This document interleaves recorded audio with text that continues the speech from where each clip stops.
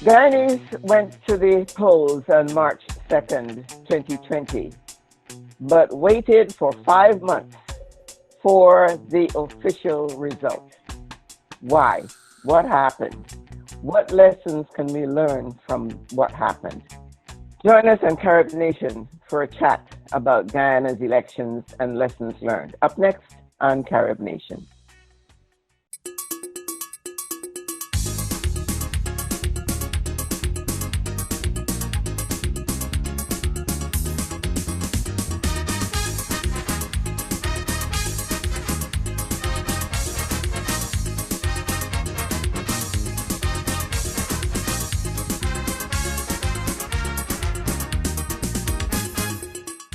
Hello, welcome to Carib Nation. I'm Derek Dean, and today we're going to talk about Guyana's elections 2020. Guyanese went to the polls on the 2nd of March 2020, and it took 5 months before they finally got an official result. With my colleagues in Carib Nation today, we're going to talk about what happened and why. There were a series of court battles, some visceral comments and reports and articles in newspapers. Race relations seem to have gone haywire. But in the end, Guyanese accepted the results peacefully. I'm joined by Paul Nero Tennessee and David Hines, whom you both of whom you know very well as hosts of Carib Nation, my colleagues. David, let me start with you. The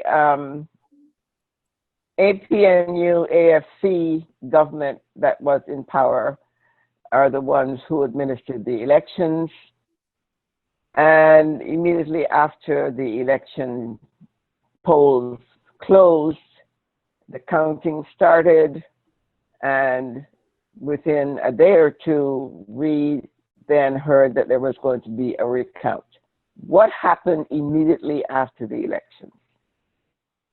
Well, there's a lot that happened immediately after the election that I suppose it will take us about 2 programs to explain. But suffice to say, the election in Guyana was not unlike any other election since 1957. Elections in Guyana have always been a flashpoint for the contestation for power between Guyana's 2 major ethnic groups and the 2 parties that represent them, the People's Progressive Party and the People's National Congress. And in that regard, this 2020 election was not different. However, having said that, there were 2 other factors that played into this election that caused it to last for 5 months, and with all the attendant contradictions and conflict that came into play in those 5 months. The 2 factors is one, that as most people should know by now, Guyana has found oil and is poised to become one of the richest countries in the world, given the volume of oil that has been found. Now, the 2 ethnic groups have always fought over the distribution of common economic resources, political resources, and cultural resources. But now, with the coming of oil, they have something tangible to fight over. And this is the first election since the founding of oil. Understandably, therefore, the stakes have become higher in the sense that whichever party controls the government gets to control the distribution of the resources that came from oil.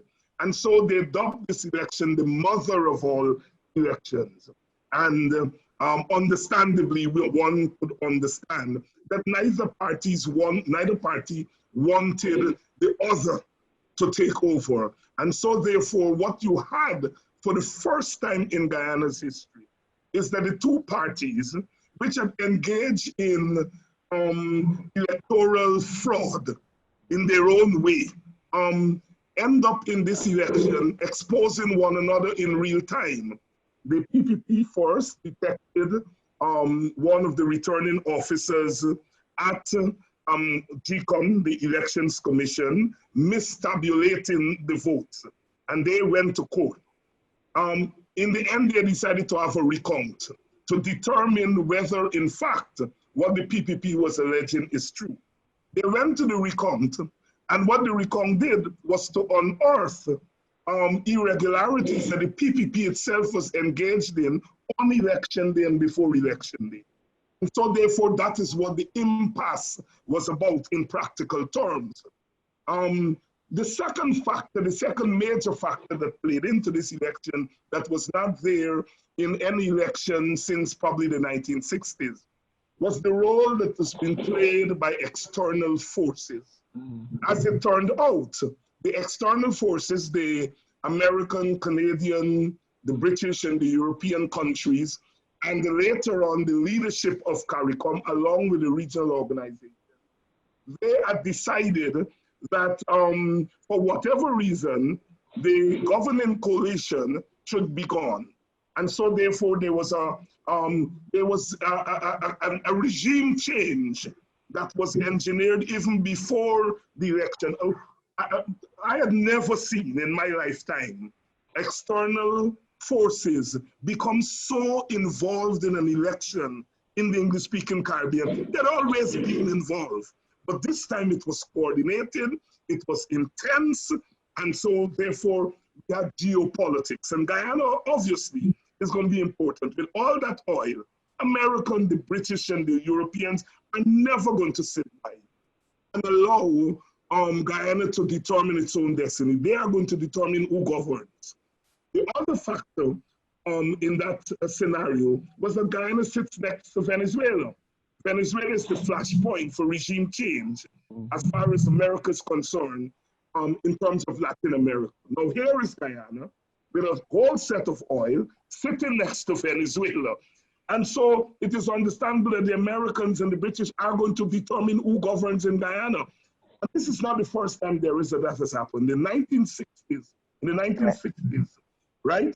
The Americans, for ideological reasons, got involved in Guyana's election in the same way, determine who governs in it. At that time, they engineered it so that the PNC could govern. They changed the electoral system from first past the post to PR, and they ensured that the PNC governed at that time. Now, for whatever reason, maybe they think that the PPP would be much more amenable to their interests. They have manipulated the electoral and political system in the same way to ensure that the PPP got into power. And so that is the really subtext to what we have seen in 5 months. Paul, in terms of where you sit as a person who has been working in the international labor world, so to speak, give me your perspective on what has transpired and what it means in Guyana. Well, you know, David and I are friends, and we'd always be friends, but we also, we had agreed on a lot of things about politics in Guyana until this last election. Now, there's an old saying somewhere I picked up that truth has many witnesses. I'm just a witness. David is a witness. We have other witnesses. And this is a story of history, because I wear a historian hat, a political science hat, and global affairs hat. Now, I don't concur with the narrative of David. If I were to tell the story of Guyana on the planet of Mars about what happened, I would start off with December 2018. On December 2018, a member of the ruling coalition, APNU-AFC, crossed the floor and went and voted with the PPP-C, which was then their opposition, voted with them on a vote of no confidence. It gave a shock to the APNU-AFC because there's a video, because I wasn't there, but I saw the video. I saw the body language, I saw the reaction, I saw the confusion. The APNU-AFC had a lot of problems.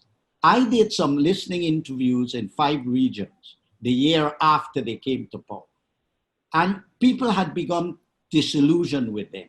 There was a lot of incoherence with their leadership, and they were not getting proper leadership in the country. So they were in decline electorally since then. The local government elections came, they lost massively.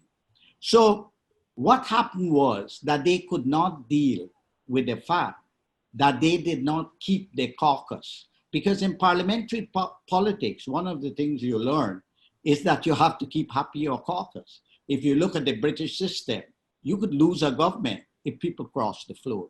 So you always have to keep in touch. If I were the president of the country, Mr. David Granger at that time, I would keep in touch regularly with all my members of parliament, with all my cabinet. I would know what they are thinking and so forth. I would not be shocked and surprised if they crossed the floor like that. Anyway, they were shocked and surprised. Now, when that happened, the prime minister came out and said, we will follow the constitution. And within 3 months, we will hold an election. But then they reneged. They did not follow the constitution. And then they went to court and started a whole set of court issues. Parliament was not meeting, and they were administering the country without the parliament, not holding election, and using the court and abusing the court with litigation and relitigation of the same narrative. Anyhow, so finally we had the election. All the observers were there. All the observers were there. National observers, international observers. This is not the first time Guyana had observers. And everybody, not one single person who observed, did not agree that this gentleman, Mr. Mingo, who was one of the officers that was supposed to tabulate the numbers and give it, that the man created some numbers from a spreadsheet that did not correspond to the votes. And then there it started, and there was confusion, and it went on for 5 months. Anyhow, they went to the courts, they went to the Caribbean court. You know, I don't believe the Caribbean court is in a conspiracy. I don't think all the heads at CARICOM are in a conspiracy with the United States and Canada and the OAS and all these Carter Center and all these people sat down and says, we are going to overthrow the government. So I do not agree that we have had regime change. What we had is an election where the APNU AFC for a number of regions lost the election in a verifiable, free and fair election. Now, the other thing that is very positive about this election, and I will address the 2 points that David raised. One is about the role of the external forces and the role of oil. I would say this, that I've looked at all the elections in Guyana, and I fought for free and fair elections in Guyana. David fought for free and fair elections in Guyana. And when we got free and fair elections in Guyana, since political independence in 66 to 92, it was because, partly, not only because of here, because of the role that President Carter and the Carter Center played as mediators in negotiating constitutional reforms that my party signed on to. Constitutional reforms, and one fundamental thing was that you count the votes at the place of poll, the ballots. You have to count them there. And that the military do not come, as they did up to 85, and seize all the boxes and take them away. So the question is that it was from the time of Carter Center to now, we have been having international observers. Now, who invite the observers? The observers cannot go without the permission of the government. So the president of Guyana invited him. Now, nobody in the Western world has anything against President Granger the way the Western world had something against Cheddi Jagan, who had tied his party to the Soviet Union and to communism in the fight in the Cold War between the communists, the anti-communists, and so forth. I met Mr. Granger here in Washington at the Perry Center, the military research think tank. He came as the keynote speaker for all the military people who are graduating from Alaska to Chile. He was an adjunct professor here. He has no, I don't think people are against him to be president of Guyana. So I don't think there is this conspiracy theory. I think that the people who give solidarity internationally give it on the issue of verifiable, free, and fair election. Now, regarding oil, I agree that the election became very intensive. I wouldn't call it the mother of elections, but that is a term that was used by Saddam Hussein when the Americans were invading Iraq. He said they're going to be a mother of wars, and it ended up being a joke, and he ended up in a hole eventually. He didn't really put up a fight. So if there is any post understanding of the concept of mother of elections, is that the APNU said they wouldn't hand over power. They're going to work with Mr. Mingo, Mr. Lowenfield's numbers, and then they change their mind again. They go back again. They come back again. They go back again. They come back again, and then finally they said they will listen to what the chair of the election commission said, and that is what she said that the PPPC would. So oil did intensify because we have always had, and David is correct in that, we have not had really, in truth and fact, a conscious struggle by the masses of Guyanese, Indian and Afro particularly, against each other. It is the leadership, the middle class leadership, because in my analysis of all the governments, from political independence to now, is that the people who have benefited most from the wealth of Guyana, and don't believe that Guyana was not wealthy before oil. We had bauxite, we had oil, we had forestry, we have rice, we had sugar. We had sugar windfalls in the 70s. Sugar windfalls. The prices were good. Gold prices are always good. They found 250 pounds of gold in Curacao in a boat. Nobody owns it. So the thing is, Guyana has always had some degree of wealth. And there was no reason with that wealth that we had prior to oil in relation to our small population that our people should not have been doing better. Anyhow, I believe that the middle classes of Guyana, Indo-Afro and the other ethnic group middle classes, have benefited more, and they sort of privatized the country. They privatized the university. They fired me. I can't work there. They privatize anything, you know. There are Guyanese who have had to leave the country. We have the highest per capita. We don't have a brain drain. We have a brain loss. Look where David is. Look where I am, right? One at UDC, one in Arizona. We are not in Guyana. We are teaching people from other countries, you know, to lead the world. That's what we're doing. We're teaching people to become leadership. I taught in Venezuela, in Canada, and here in Washington, D.C., and hundreds and hundreds, but I'm not allowed to teach my own people. The only way I got to teach my people is when I took a blowhorn and went around the country and hold public meetings, do seminars, workshops, and so forth. Anyhow, so that is where I stand. Now, one of the things is that what this election taught us was that we have a serious problem with the electoral system because both parties were engaged in a confrontation. It was a tough situation for the people of Guyana, and it happened in the middle of COVID, which was worse.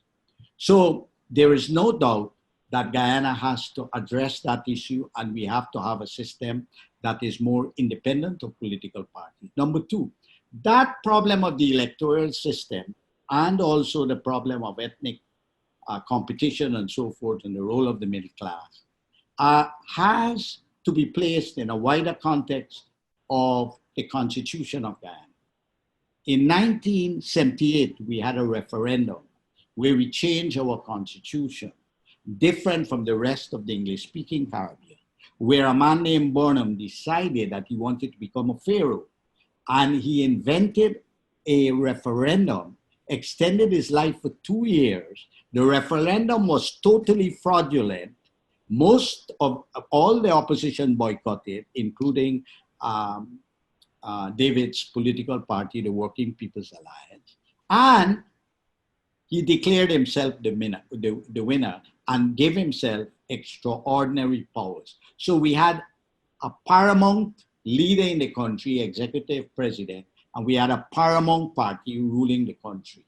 And I believe that we are not going to go forward in Guyana unless we recall and replace that constitution based on the true participation of the entire country in making inputs and having an agreement and some kind of consensus on the fundamentals of our Constitution.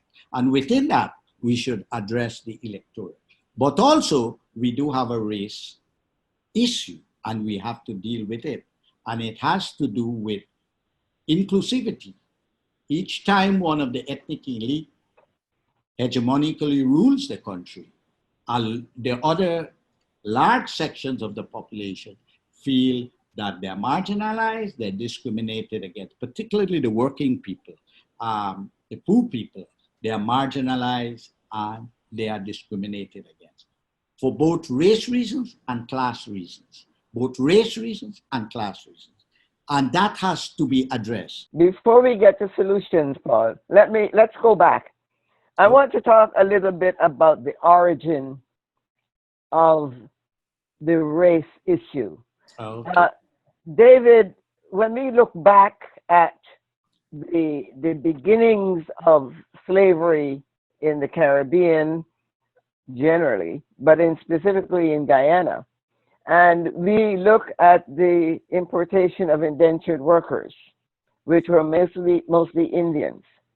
The relationship between Indians and Africans at that time, many people believe that that is where the initial seed of distrust between these two races was planted. And as Paul said, when you talk to the masses, you don't get the feeling that there's that level of hate. Not until you get to elections. Everything goes fine until we get to elections. So, David, I want you to give us an idea of how that history plays into the picture. I think you're entirely correct. There are two factors that have contributed towards the ethnic competition for power and the race relations that have deteriorated as we move on. One factor has to do with the manner in which the ethnic groups arrived in Guyana. Africans, of course, arrived in chains, freed themselves in 1838, walked off the plantation, bought land, created villages, free villages. Chinese and Portuguese and East Indians came as indentured laborers. And Africans saw them as coming to undercut their bargaining with the plantation after slavery was over. They, in turn, saw Africans as lazy, as walking off the plantation. And so the very origin of their interaction was wrapped up in the dynamics of plantation society. And then the plantation owners and the colonial enslavers, they, as a matter of policy, pitted the two groups against each other, as a matter of policy. And what has happened in the society is the society has reproduced that ethnic competition for power. No, the ethnic competition does not mean that there has been the absence of unity. The two ethnic groups from time to time came together and fought against the common enemy of colonialism. But in spite of that, the ethnic competition for power persists. And when it came time for independence, the colonials are now, quote unquote, leaving. The question became who governed.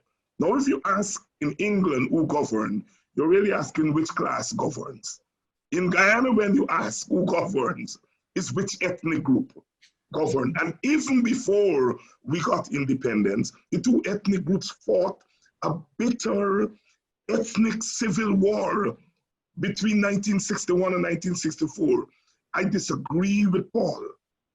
Elections are the flashpoint for the conflict, but the conflict is there in the ethnic relations.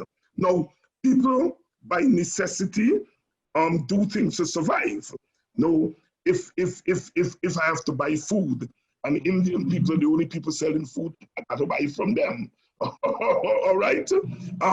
If I have to go to school and Africans and the teachers have to teach me, I have to learn from them. And so there is that. But that has always occurred in the context of distrust, in the context of competition. And so what happens at the election time is that what had been simmering in between elections blows up at election. So this theory that the people are not against, that's nonsense. What happens is the political leaders take advantage of that for political purposes. And for me, that is a clear analysis. I think the other analysis gets us into trouble because we behave as though there is not an ethnic problem. And so when the ethnic problem blows up, we blame it on people rather than taking a close look at the society and try to discern what are these people fighting over. They're fighting over economic resources. They're fighting over political resources. They're fighting over cultural resources. Whose holiday? Whose culture is going to be given a holiday? Who is going to benefit by way of policy in terms of economic development?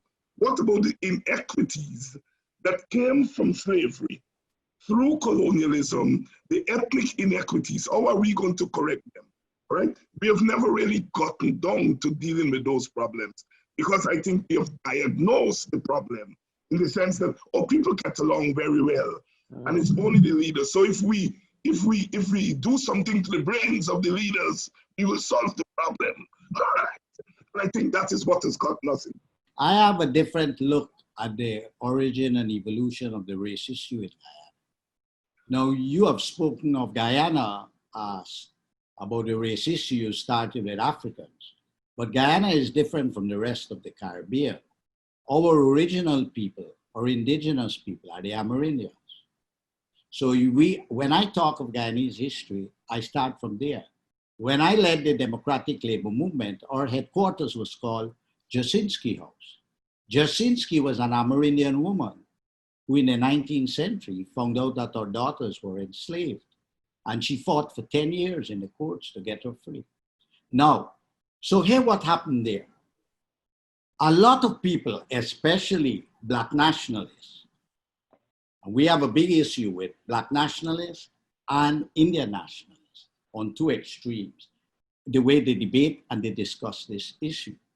But the thing is this, you cannot blame any ethnic group in Guyana. Why are we giving the white man's burden? The slavery, indentureship, and conquest was done by the white supremacists. That's where it starts, the white supremacists. Now let's take the case of the Africans. It's very clear, unless you're absolutely stupid in the whole of the Americas. I went to Senegal, and I went there and saw how they brought the slaves there and all that. And they brought them in chains. They captured them and brought them there to Guyana. They didn't ask to come there. But the Indians did not arrive either.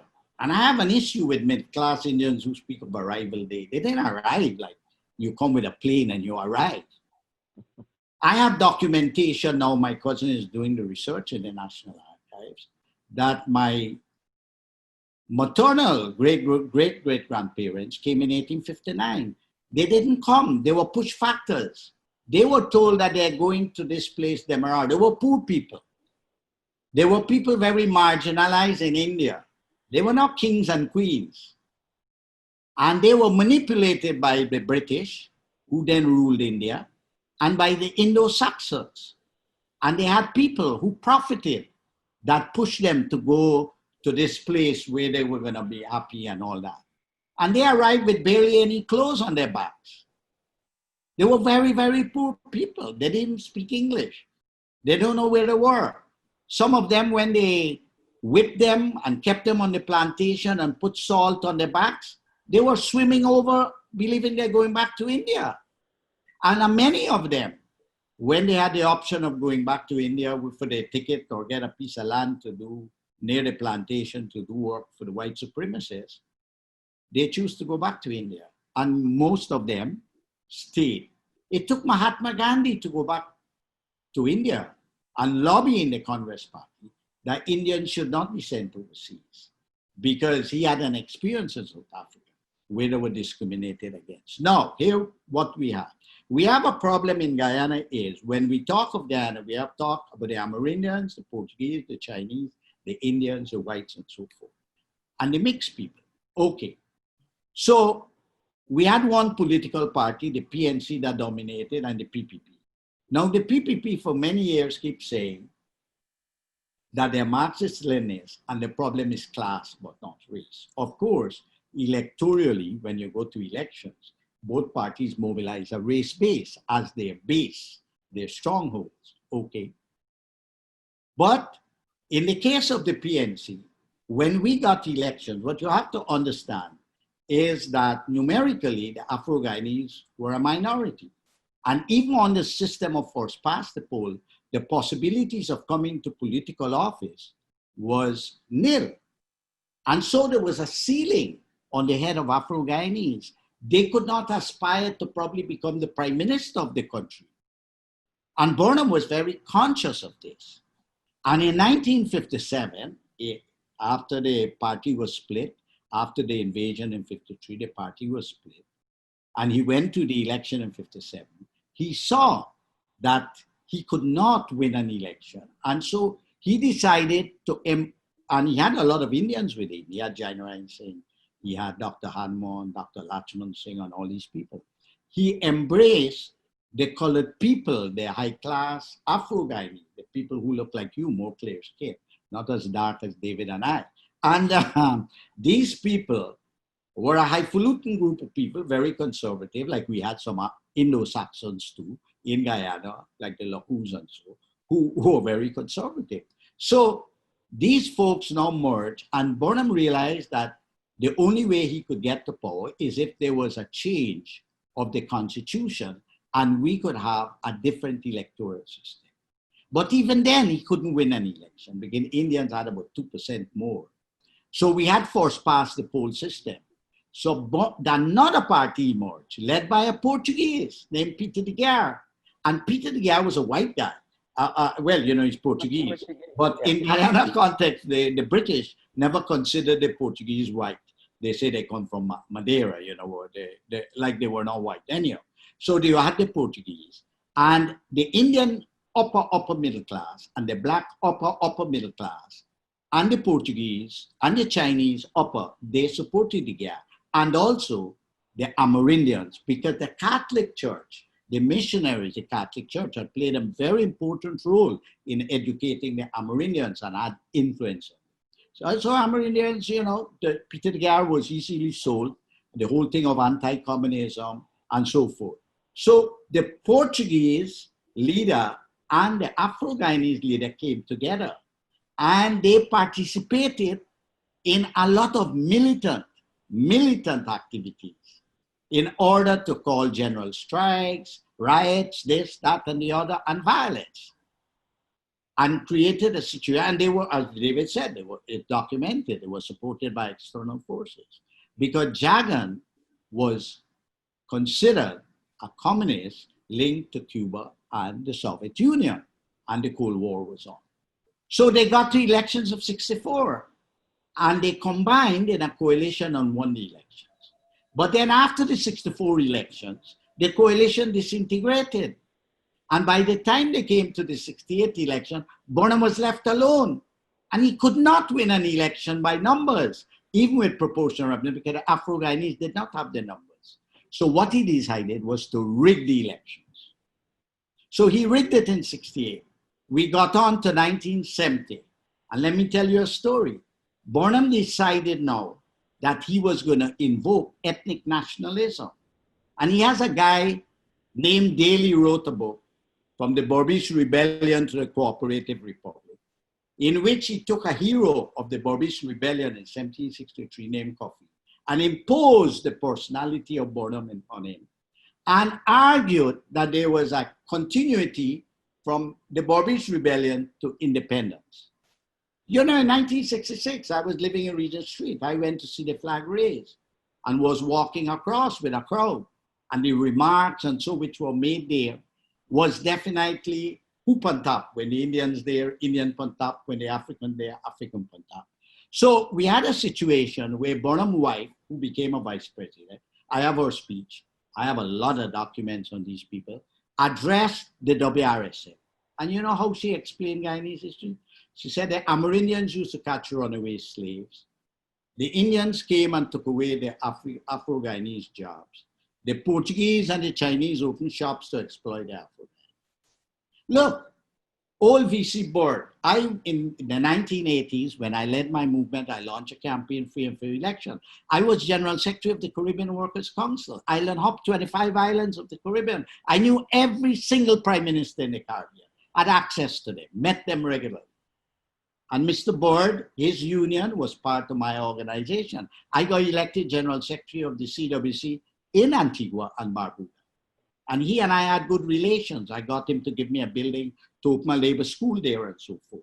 And I talked to him about Guyana. And he said to me, he said, Paul, I know what you're telling me, but the other day, Viola came and she tell me if we support free and fair elections in Guyana.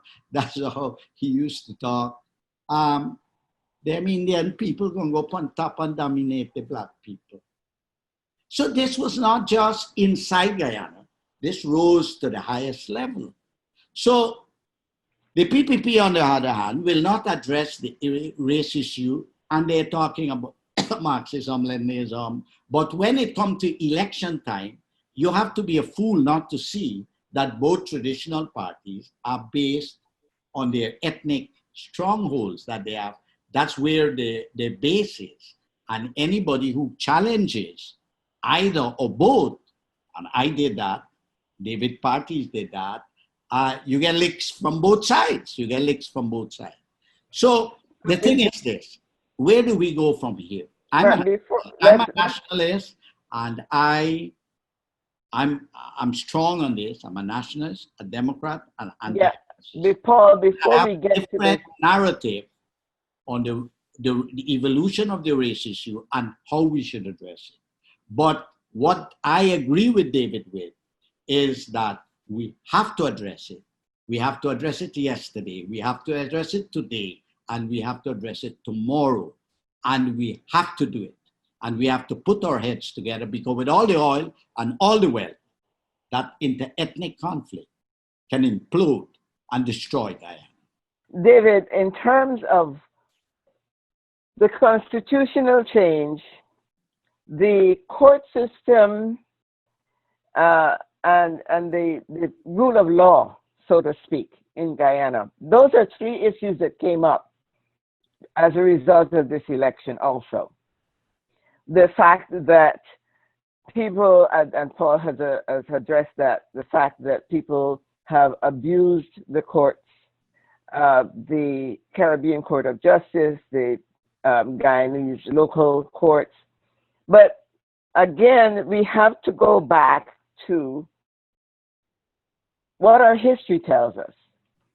And I agree with your point, Paul, that the difference between the two parties started a long time ago with a lot of racial issues. But we also have to acknowledge the importation of, or the injection into the political system in Guyana from the British and from the United States, and the role that that still seems to be playing, what that has done, and the way that these bigger superpowers look at these two races.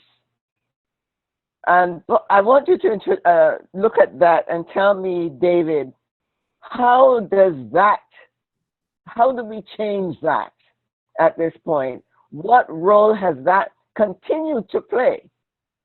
I too was in Guyana back in 1962, 63, when we had the race riots and burnings and that sort of thing. And you could hear people talking, and as you talked about, the Appin Jack, the race-based leadership, and the role that played in how the Constitution was changed, how the electoral system was colored, and those are pillars that have to be fixed. So, David, let me hear what you have to say about how that was manifested in this election, and where are the changes that have to be made. Yeah, I think you've really hit on the complexity of Guyana. I think that's what you've brought out there. Mm-hmm. Look, Paul and I have a long relationship, as he said. We fought on the same side for a long time. But we differ in the interpretation of Guyana's history. And we have to differ because we live in a society in which we tend to not agree on a lot. I mean, you know, I mean, so I rather go where you are going, right? Mm-hmm. We will disagree on the history and how it got here, right? But one of the things that we have to agree is that is a very complex place, right? Now, people talk about the abuse of the courts. There is this government, the APNUFC government, which Paul will tell you, I have had great difficulty with, right? I have criticized them throughout their tenure because I think, God, they made mistake. But one thing I will say about them, they have been the most democratic government in the history of post-colonial Guyana. The first time that nobody has been assassinated under a government in Guyana. The first time opposition leaders were not picked up and thrown in jail and picked up on the streets. They have had a human rights record that is the best in Guyana and one of the best in English-speaking Caribbean. And that is why this caricature of them being against the rule of law, it's nonsense. It's not borne out by the facts. Did they make mistakes? Oh yes, they did. But in terms of democracy, they upheld. Now, going to the court, what abuse of court? We have never used judicial review in the way that they've used it here in the United States. We've never used the court. That's what the courts are there for. There's no abuse of the court. The court is there to dispense justice.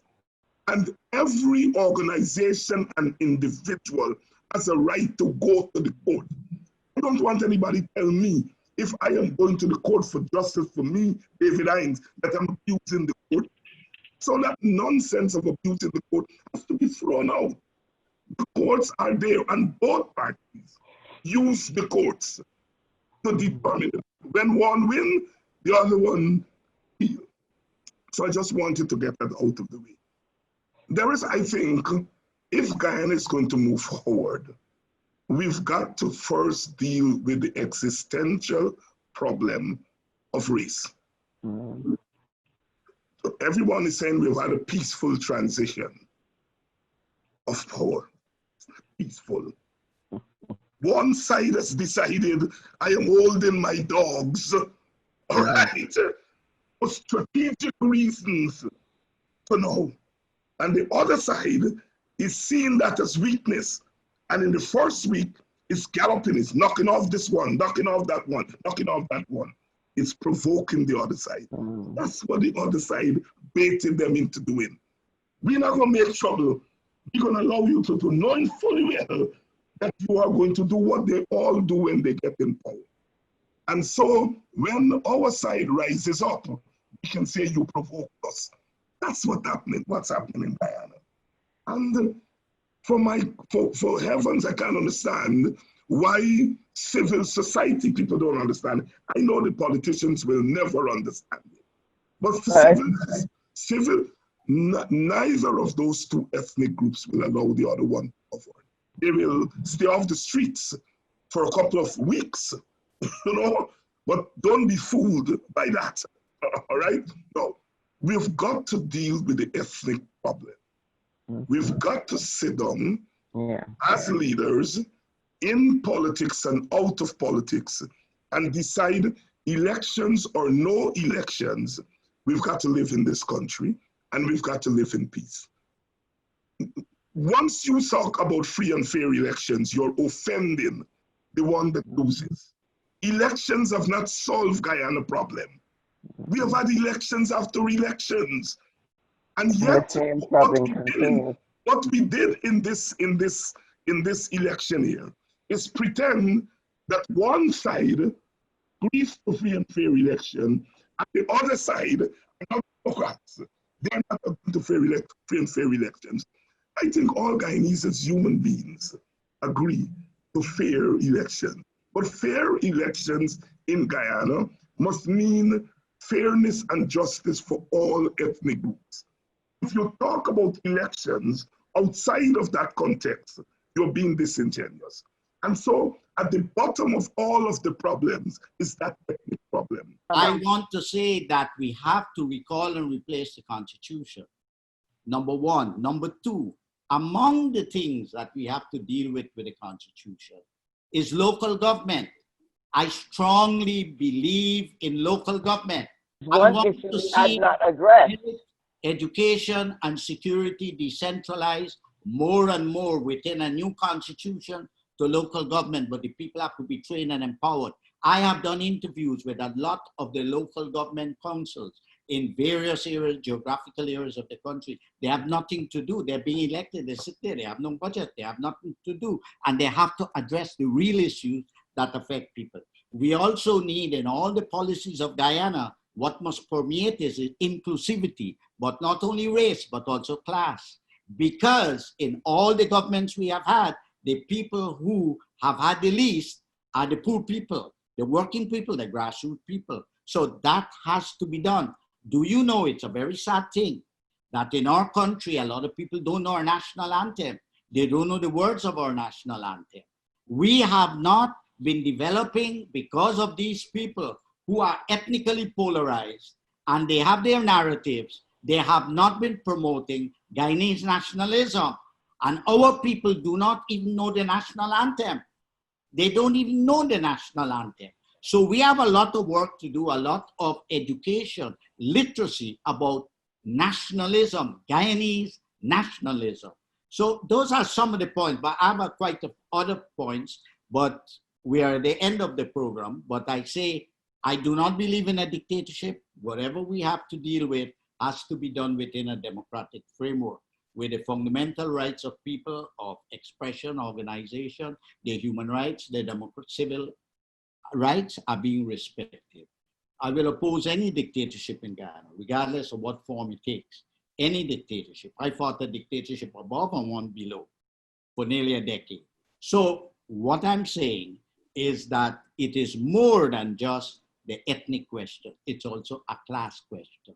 The poor people of Guyana did not benefit and are not been benefiting since political independence. How do you explain we're the second poorest country in the hemisphere? They're not benefiting. So that's where I close. Our greatest challenge is to take care of our people and to build a nationalist consciousness, a democratic consciousness, and an anti-racist consciousness. We are the victims of white supremacy over the centuries. We should have a counter. Well, that is exactly what one of the wrap-up points that David made, and that is we have to have ethnic respect as well. And so hopefully Guyanese will first respect each other, then respect each other's culture and ethnicity, and then maybe Guyana can move forward.